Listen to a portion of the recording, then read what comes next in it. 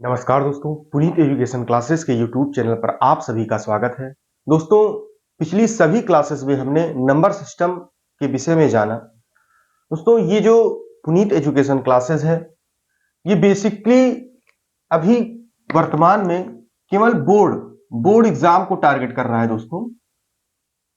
बाकी भविष्य में देखा जाएगा। बोर्ड एग्जाम को लेकर जो भी पिछली कक्षाएं दोस्तों चलाई गई, उसमें मेरा ये मानना था कि सभी को वो बेसिक्स तो आना ही चाहिए मैथमेटिक्स का। इसीलिए मैंने दोस्तों उस क्लासेस को चलाया। आज से दोस्तों हम स्टार्ट कर रहे हैं यूपी बोर्ड कक्षा 10 का दोस्तों सिलेबस।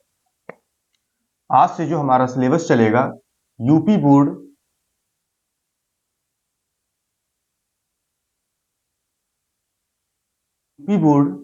कक्षा 10 class 10th, UP board class 10th का दोस्तों आज से सिलेबस हमारा स्टार्ट हो रहा है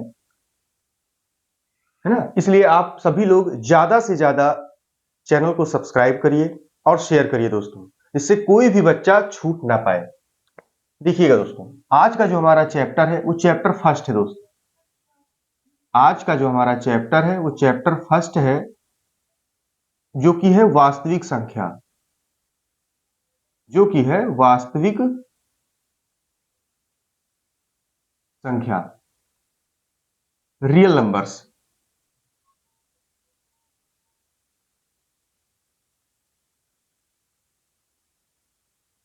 जो कि है वास्तविक संख्या, रियल नंबर्स।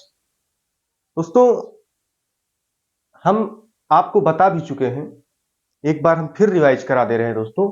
वास्तविक संख्या बेसिकली दोस्तों देखिएगा, वास्तविक संख्या जानने से पहले हमें इस बात की जानकारी होना चाहिए कि परिमेय क्या है, अपरिमेय क्या है। परिमेय संख्या किसे कहते हैं, अपरिमेय संख्या किसे कहते हैं दोस्तों। तो एक बार फिर हम कॉन्सेप्ट को क्लियर कर रहे हैं दोस्तों, जिससे आज से नया जो सिलेबस स्टार्ट किया गया है दोस्तों, इसमें जुड़ने वाले कोई भी छात्र, इसमें जुड़ने वाला कोई भी छात्र ऐसा ना हो कि समझ ना पाए। इसलिए हम फिर शुरुआत से स्टार्ट कर रहे हैं दोस्तों। देखिएगा, परिमेय संख्या।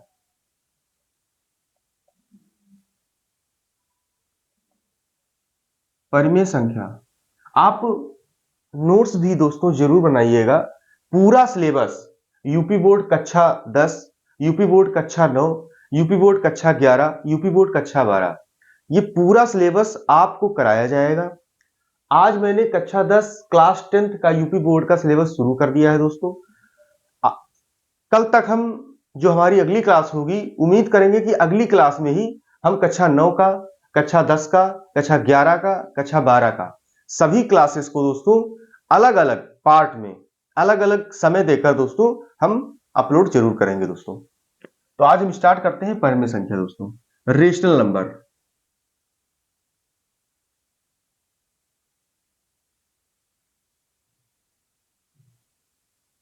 रेशनल नंबर्स देखिएगा दोस्तों, ऐसी संख्या, ऐसी संख्या जिसको p बाई क्यू के रूप में व्यक्त किया जा सकता है दोस्तों।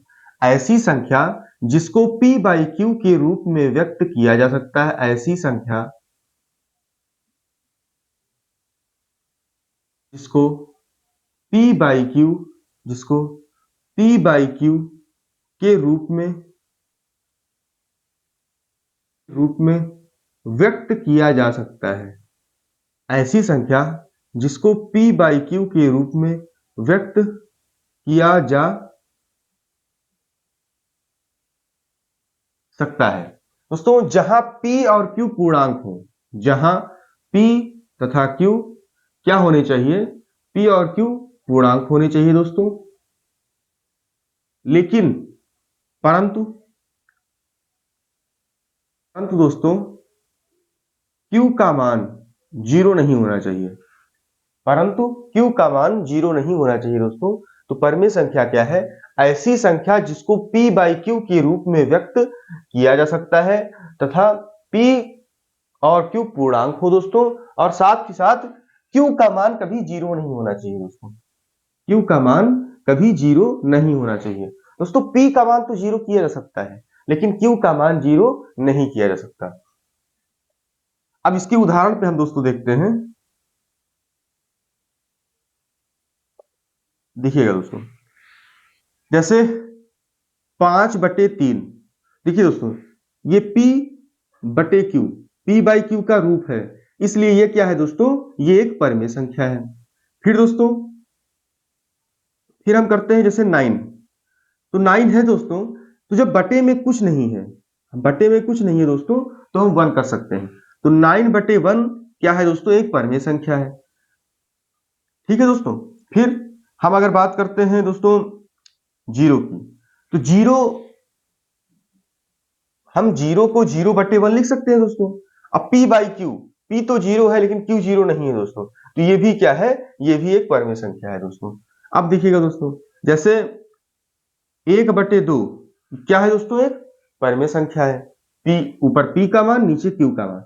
इसको दोस्तों हम इसका मान 0.5, जैसे हमने टर्मिनेटिंग डेसिमल, आसान दशमलव, आसान दशमलव लेकिन पुनरावृत्ति, आसान दशमलव लेकिन बिना पुनरावृत्ति, ये हमने आपको पढ़ाया था दोस्तों। ये कॉन्सेप्ट परिमेय संख्या, जो हमारा यूपी बोर्ड का क्लास 10th का चैप्टर 1 का वास्तविक संख्या है दोस्तों, उसमें हमें परिमेय संख्या और अपरिमेय संख्या जानना बहुत आवश्यक है।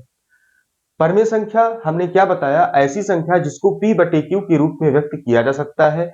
P तथा Q पूर्णांक हो, परंतु Q का मान 0 ना हो दोस्तों, 0 ना हो, बराबर लगा के दोस्तों काटा गया है, इसका मतलब 0 के बराबर नहीं है। देखिएगा दोस्तों, हमने एग्जाम्पल में लिखा 5/3, 9/1, 0/1, 1/2। अब 1/2, 1/2 का मान 0.5 है, ये एक साल दशमलव है दोस्तों, तो इसलिए ये भी एक परिमेय संख्या है।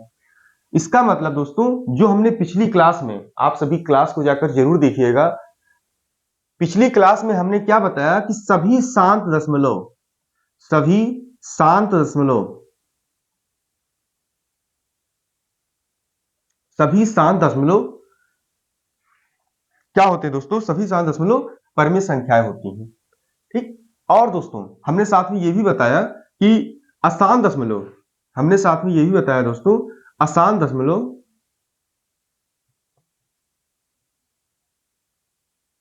हमने साथ में ये भी बताया कि आसान दशमलव, लेकिन कौन सा आसान दशमलव, लेकिन पुनरावृत्ति वाला दोस्तों, आसान दशमलव लेकिन पुनरावृत्ति वाला भी, ये सभी क्या होती हैं दोस्तों, ये सभी परिमेय संख्याएं होती हैं, है ना दोस्तों।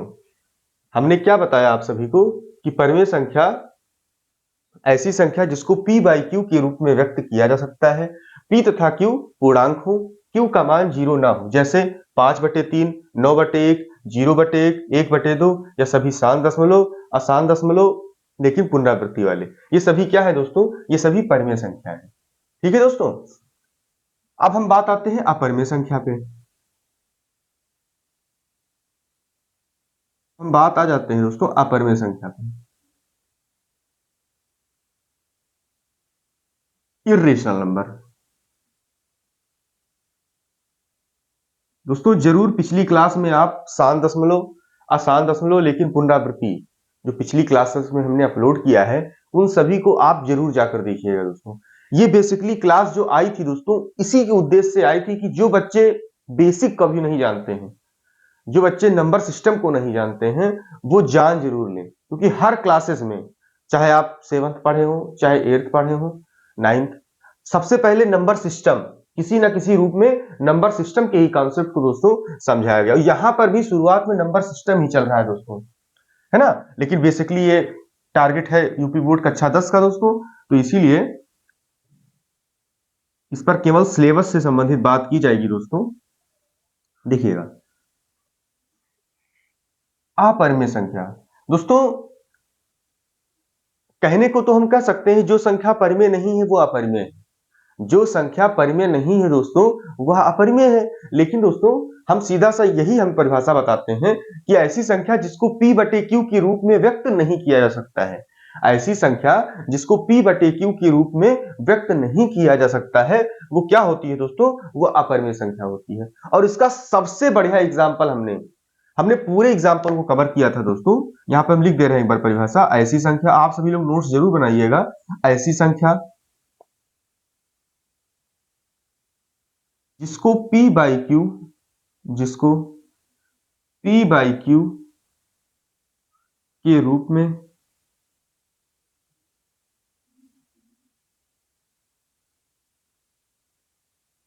व्यक्त नहीं किया जा सकता।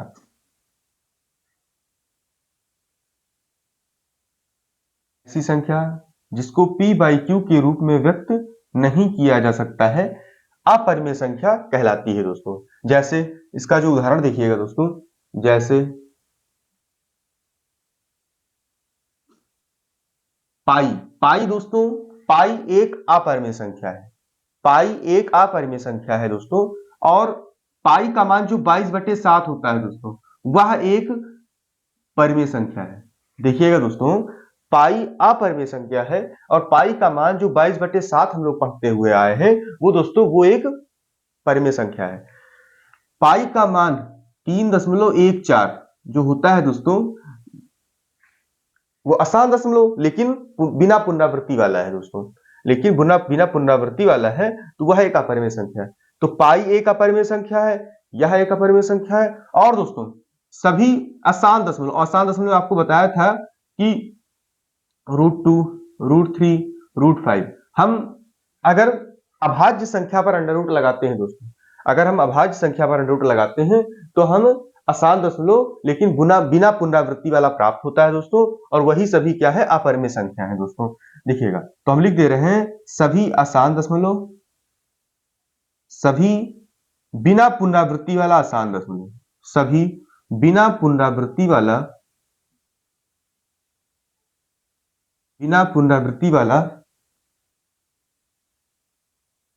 आसान दशमलव, सभी बिना पुनरावृत्ति वाला दोस्तों आसान दशमलव इसी में आएगा। सभी बिना पुनरावृत्ति वाला आसान दशमलव दोस्तों इसी में आएगा।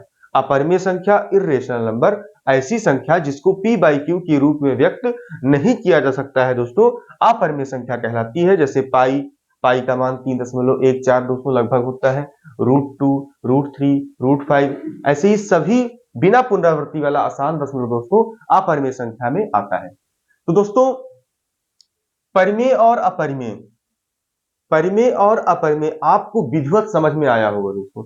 अगर थोड़ा सा भी इसमें कहीं ना कहीं कुछ भी डाउट है दोस्तों, तो आप सभी पुरानी क्लासेस को, जो हमारी पिछली क्लासेस अभी 7 वीडियोस अपलोड की गई हैं दोस्तों, उनको जरूर देखिएगा। और कहीं ना कहीं वो इन्हीं सबसे रिलेटेड है दोस्तों। कक्षा 9, कक्षा 10, कक्षा 11, कक्षा 12, इसमें इसका जो बेसिक है दोस्तों, वो बेसिक बनाने में वही 7 क्लास आपको दोस्तों बहुत हेल्प करेगी।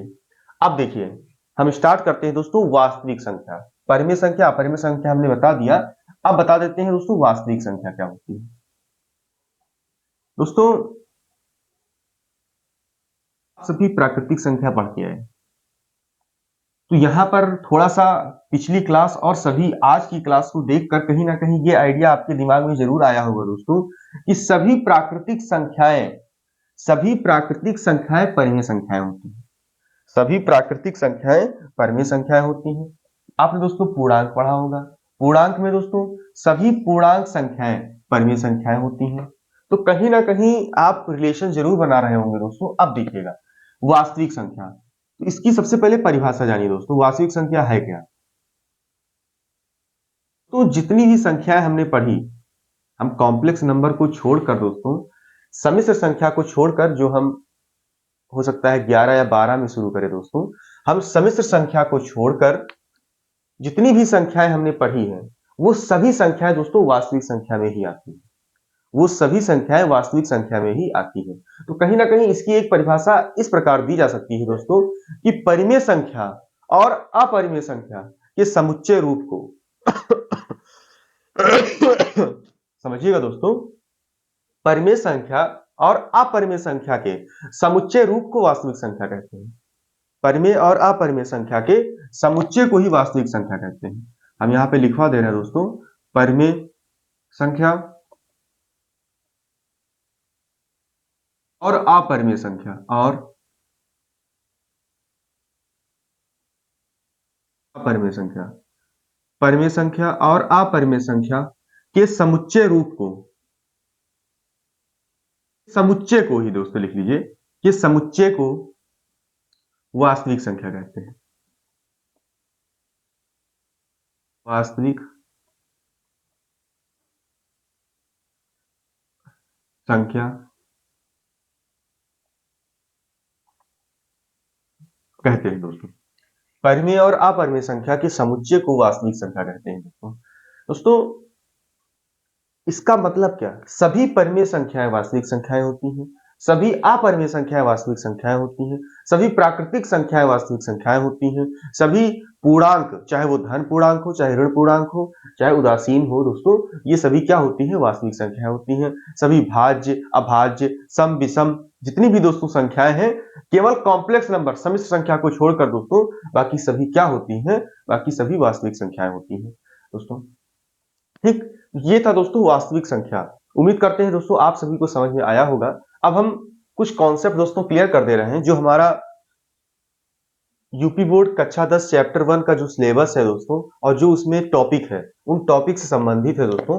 देखिएगा, हमें ये जानना बहुत जरूरी है कि अभाज्य संख्या क्या होती है दोस्तों। हमें ये जानना बहुत जरूरी है कि अभाज्य संख्या क्या होती है। नंबर दोस्तों, प्राइम नंबर, समझिएगा दोस्तों, ऐसी संख्या या वह संख्या जिसके केवल दो गुणनखंड होते हैं दोस्तों, वह संख्या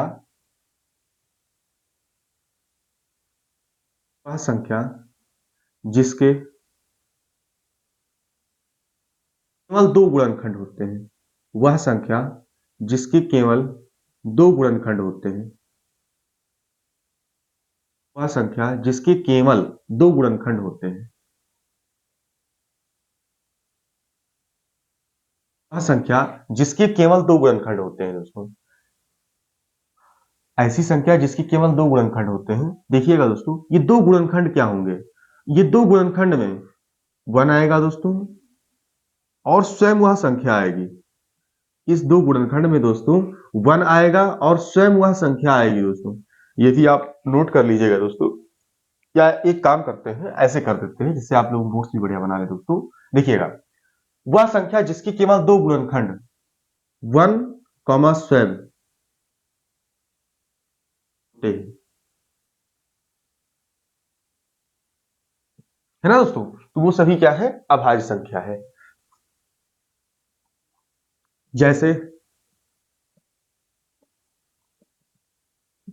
जैसे दोस्तों, अगर हम 1 को लेते हैं दोस्तों, तो 1 का तो केवल एक गुणनखंड है ना, स्वयं भी 1 है और एक से भी कटता है। तो इसमें दोस्तों इसका जब एक ही गुणनखंड है और यहां बोला है केवल दो गुणनखंड होते हैं, मतलब ना 2 से कम ना 2 से ज्यादा, दोस्तों 1 अभाज्य संख्या में काउंट नहीं किया जाता दोस्तों। देखिएगा, 2 2 क्या है दोस्तों? 2 का एक स्वयं 2 है और 1 से भी कटता है दोस्तों, 2 से भी कटता है, खुद से भी कटता है। इसीलिए दोस्तों इसके दो गुणनखंड हैं, एक 1 एक 2। तो ये क्या है दोस्तों? ये है एक अभाज्य संख्या। ऐसे ही 3 पे आ जाइए, 3 1 से कटता है, 3 से कटता है, अभाज्य संख्या। 5 पे आ जाइए, 5 1 से कटता है, 5 से कटता है, अभाज्य संख्या। 7 पे आ जाइए, 7 1 से कटता है, 7 से कटता है, अभाज्य संख्या। ऐसे ही दोस्तों 8 नहीं होगा, 9 नहीं होगा, 10 नहीं होगा, 11 होगा दोस्तों। 11 1 से कटता है दोस्तों, 11 से कटता है, तो ये क्या है? ये भी अभाज्य संख्या है दोस्तों।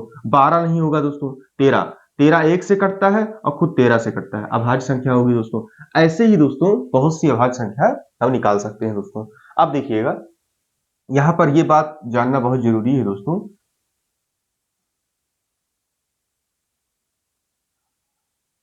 कि सबसे छोटी अभाज्य संख्या कौन सी है? सबसे छोटी अभाज्य संख्या 2 है दोस्तों। सबसे छोटी, नोट्स दोस्तों ऐसे ही आप सभी लोग बनाइएगा। सबसे छोटी अभाज्य संख्या कौन सी है? सबसे छोटी अभाज्य संख्या, सबसे छोटी अभाज्य संख्या 2 है। अगर हम सम अभाज्य संख्या बोलें, सबसे छोटी सम अभाज्य संख्या कौन सी है दोस्तों? सबसे छोटी सम अभाज्य संख्या भी दोस्तों 2 है। सबसे छोटी सम अभाज्य संख्या भी दोस्तों 2 है ना दोस्तों? सबसे छोटी सम अभाज्य संख्या कौन सी है? सबसे छोटी सम अभाज्य संख्या 2 है। सबसे छोटी अभाज्य संख्या कौन सी है दोस्तों? सबसे छोटी अभाज्य संख्या 2 है। ठीक है दोस्तों, ये चीज आपको समझ में आया होगा दोस्तों। अब हम इसके आगे बढ़ते हैं दोस्तों। सह अभाज्य संख्या, सह अभाज्य संख्या क्या होती है दोस्तों? देखिएगा, सह अभाज्य संख्या,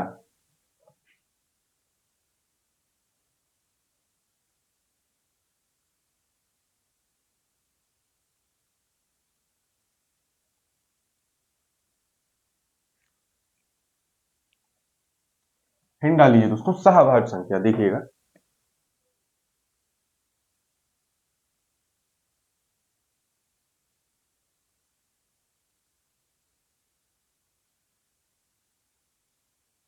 सह अभाज्य संख्या,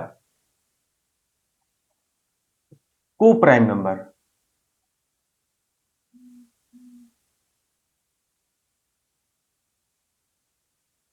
देखिएगा दोस्तों, को प्राइम नंबर सह अभाज्य संख्या। दोस्तों संख्याओं का ऐसा जोड़ा, इसकी परिभाषा हमने आपको पिछली क्लास में बताया था दोस्तों। संख्याओं का ऐसा जोड़ा, संख्याओं का ऐसा जोड़ा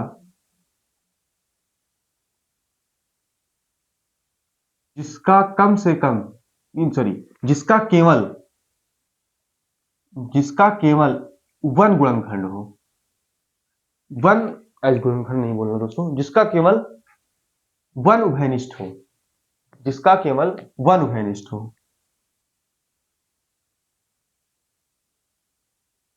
दोस्तों, जिसका केवल वन उभयनिष्ठ हो।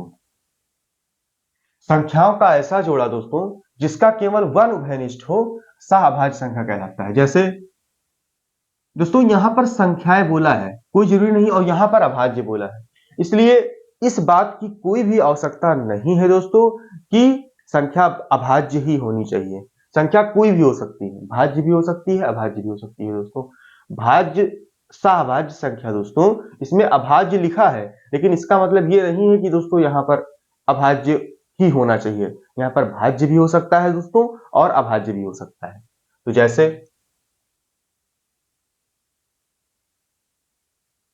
ऐसे दोस्तों 5, 18 दोस्तों, इसमें क्या कॉमन है भाई? हम 5 को क्या ले सकते हैं, 5 गुणे 1, 5 गुणे 1, और 18 को क्या ले सकते हैं, 18 गुणे 1। दोस्तों यहां पर भी 1 है, यहां पर भी 1 है, तो दोनों में उभयनिष्ठ क्या है दोस्तों, दोनों में उभयनिष्ठ 1 है दोस्तों, इसलिए यह क्या है दोस्तों, ये एक सहभाज्य संख्या है। अब दोस्तों हम अगर लिख दें 9, 25, अब देखिए दोस्तों इन दोनों में क्या कॉमन है दोस्तों, इन दोनों में भी कॉमन 1 है दोस्तों, इसलिए ये क्या है, ये एक सहभाज्य संख्या है दोस्तों। अब हम अगर लिख दे दोस्तों 125, 39, 125, 39 दोस्तों, तो देखिए इनमें क्या कॉमन है दोस्तों, इसमें केवल 1 कॉमन है दोस्तों। हम ऐसे भी दोस्तों, हम चाहे मान लीजिए ये तो छोटी छोटी संख्या है, अगर बड़ी संख्या आ गई है, जैसे मान लीजिए ये आया, तो इसका एलसीएम निकाल कर भी दोस्तों पता कर सकते हैं। जैसे दो छंग, सॉरी, जैसे दोस्तों 5, 5 दूनी 10, पचाहम 25, और पचाहम 25, ये हुआ दोस्तों। देखिए यहाँ 5 और 5 मौजूद है। इसी तरह अगर हम 39 का निकालते हैं दोस्तों, तो 3 एकन्नम 3, 3 त्रिका 9, 13 एकन्नम 13, तो यहां पर भी दोस्तों देखिए ना, 5 कहीं नहीं आया है। अगर केवल देखा जाए तो 1 आ गया है दोस्तों, 5 एकन्नम 5, और यहां पर दोस्तों 1 यहां पर भी मौजूद है दोस्तों, 1 यहां पर भी मौजूद है। इसके अलावा कोई भी ऐसा कुछ नहीं है दोस्तों जो कॉमन हो, इसके अलावा और कुछ कॉमन है नहीं दोस्तों, इसीलिए ये क्या है दोस्तों, ये एक सहभाज्य संख्या है ना दोस्तों। तो सहभाज्य संख्या आपको समझ में आ गया होगा। अब हम अपने मेन कॉन्सेप्ट पर आते हैं, जिसके लिए देखिए दोस्तों, इसको हटा देते हैं कि बोर्ड पूरा क्लियर होना चाहिए जो हम बताना चाह रहे हैं दोस्तों। तो बेसिक में अगर कोई भी कॉन्सेप्ट जो कि सिलेबस में हम लोग स्टार्ट करेंगे, और कोई भी कॉन्सेप्ट अगर कहीं मिस हो रहा है, तो आप पिछली क्लास को देखकर जरूर आइएगा दोस्तों, यहां पर आप सारी चीजें क्लियर ही पाओगे। देखिएगा, हमको अब हमारे पास प्रश्न है दोस्तों, सिद्ध कीजिए,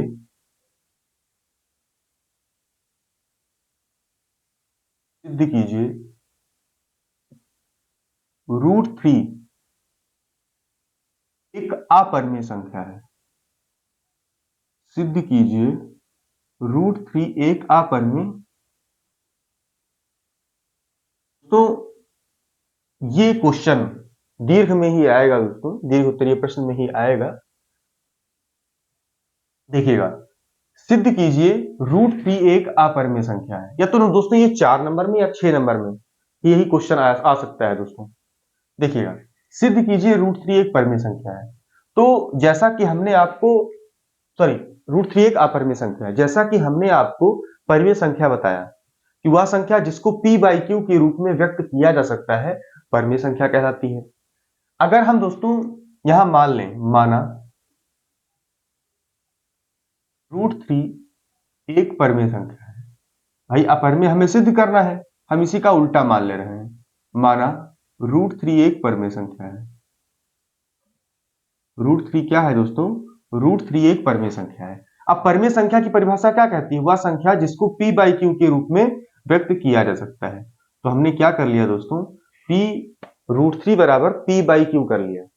√3 बराबर p/q कर लिया, क्योंकि परिमेय संख्या की परिभाषा से, जहां q does not equal to 0 तथा p, q सहअभाज्य संख्या है दोस्तों। p और q क्या है? सहअभाज्य। p और q क्या है दोस्तों? p और q सहअभाज्य संख्याएं हैं, सहअभाज्य संख्या है। जहां p और q सहअभाज्य, p और q सहअभाज्य संख्या है दोस्तों। अब हम क्या करते हैं दोस्तों, ये हमने इसको समीकरण 1 माना। समीकरण 1 के दोनों पक्षों का वर्ग करने पर हम इसके दोस्तों दोनों पक्षों का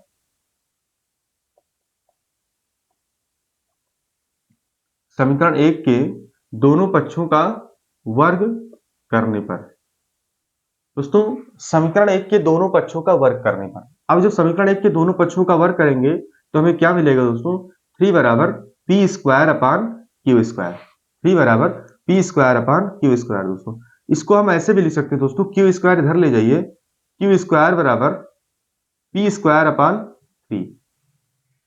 अब देखिएगा दोस्तों, जो हम पूछ रहे हैं उसको आप जरूर पर विचार कीजिएगा। देखिए, अगर हमने कहा 25 को 5 से भाग दीजिए, इसका मतलब क्या दोस्तों? इसका मतलब यही तो है कि इस 25 में 5 मौजूद है दोस्तों, इस 25 में 5 मौजूद है। और ये कटकर क्या हो गया दोस्तों?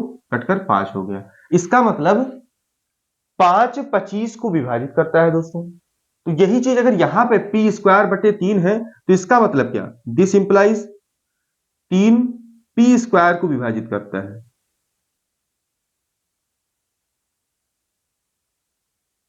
3 p स्क्वायर को विभाजित करता है दोस्तों। इसका मतलब क्या है? 3 p स्क्वायर को विभाजित करता है। अब दोस्तों अगर 3 p स्क्वायर को विभाजित करता है तो 3 p को विभाजित करेगा। देखिएगा दोस्तों, जैसे ये 5/5, और यहां पर दोस्तों इस 5 को भी तो 5 विभाजित कर रहा है ना? तो वही चीज हम यहां कर सकते हैं। दिस इंप्लाइज 3 p को भी विभाजित करेगा। 3 p को भी 3 p को भी विभाजित करेगा दोस्तों। p को भी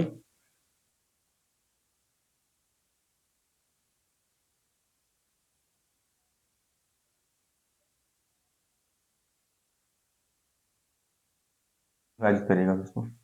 देखिएगा, यहां समझिएगा दोस्तों, 3 p को भी विभाजित करता है। अब हमने अभी आपसे क्या कहा कि अगर हमने ले लिया, मान लीजिए हमने ले लिया दोस्तों 18/3, हमने कहा कि 3 18 को विभाजित करता है। इसका मतलब क्या दोस्तों? इसका मतलब दोस्तों 18 में 3 कहीं ना कहीं मौजूद है।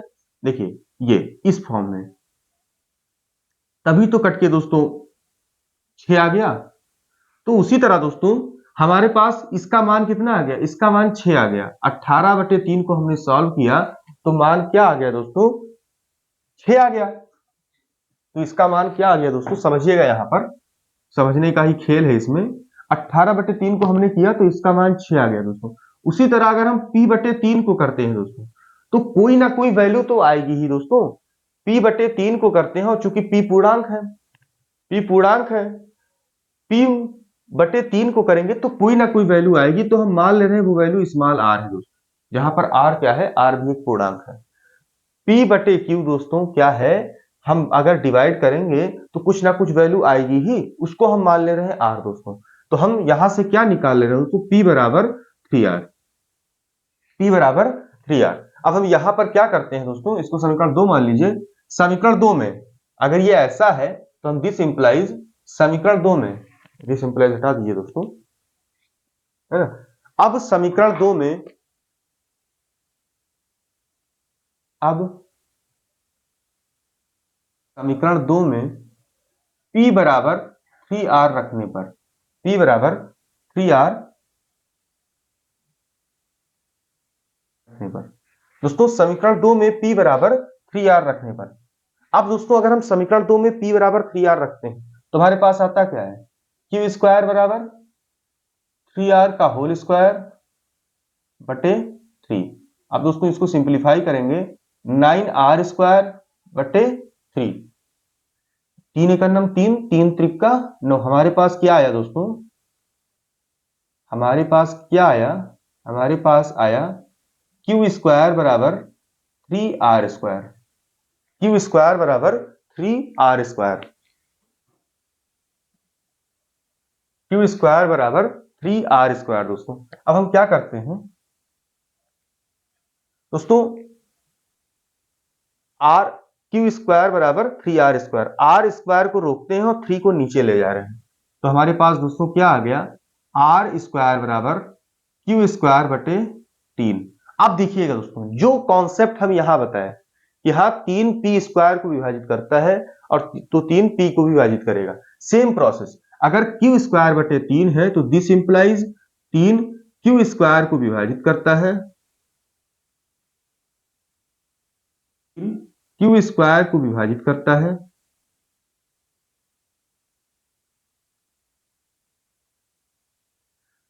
दिस इंप्लाइज 3 क्यू को भी विभाजित करेगा, क्यू को,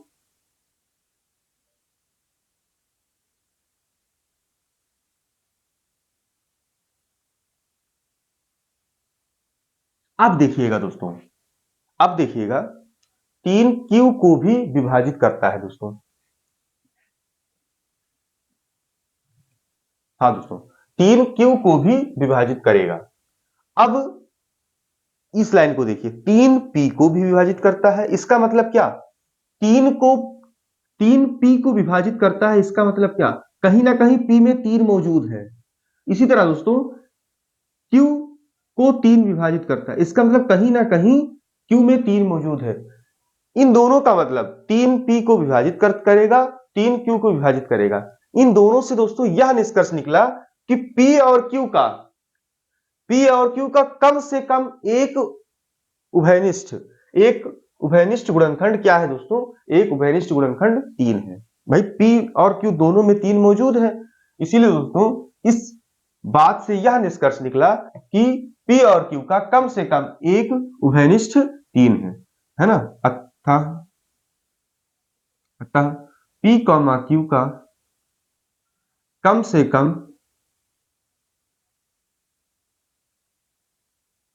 एक उभयनिष्ठ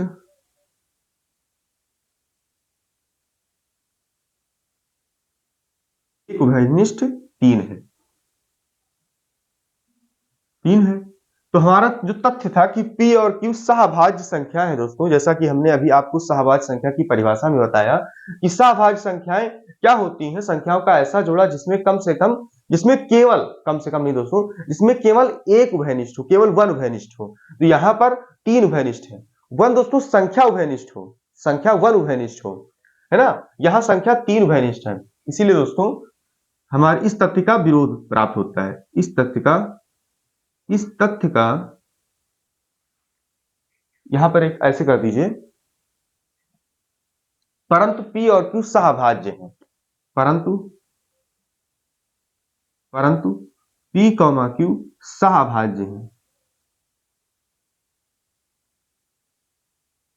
परंतु P और Q सहभाज्य हैं। अतः इस तथ्य का, अतः इस तथ्य का का विरोध प्राप्त होता है।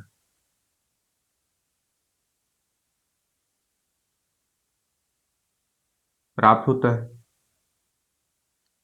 अब जब दोस्तों इस तथ्य का विरोध प्राप्त हो गया, है ना, अर्थात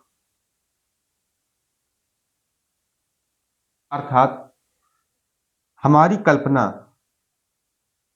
हमारी कल्पना का विरोधाभास होता है। अतः हमारी कल्पना का विरोधाभास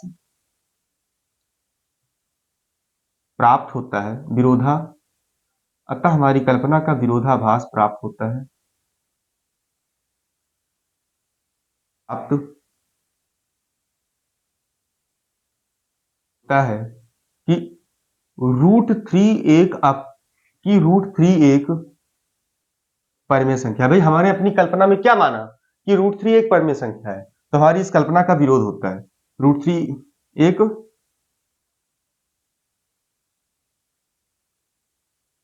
परिमेय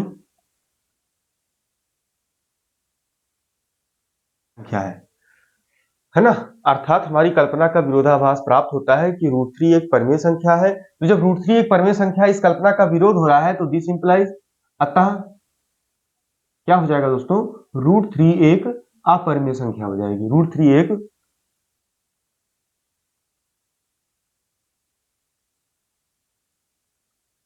अपरिमेय संख्या है दोस्तों, ये हमारा सिद्ध हो गया।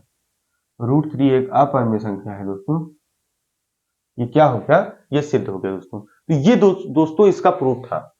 हमारे पास जो प्रश्न था दोस्तों, इस प्रश्न का ये प्रूफ था, है ना दोस्तों। दोस्तों उम्मीद करते हैं आपको कक्षा 10 का आज पहला क्लास था दोस्तों, समझ में आया होगा। कल हम दोस्तों कम से कम दोस्तों ये 1 घंटे की क्लास हम जरूर करेंगे, लेकिन चूंकि आज पहली क्लास है, थोड़ा समझने में आप सभी को दिक्कत आ सकती है दोस्तों, इसीलिए हम आज की क्लास को यहीं पर रोकते हैं दोस्तों। दोस्तों आप अपने दोस्तों को जरूर क्लास ये शेयर कीजिएगा दोस्तों, और सब्सक्राइब जरूर करिएगा दोस्तों। धन्यवाद।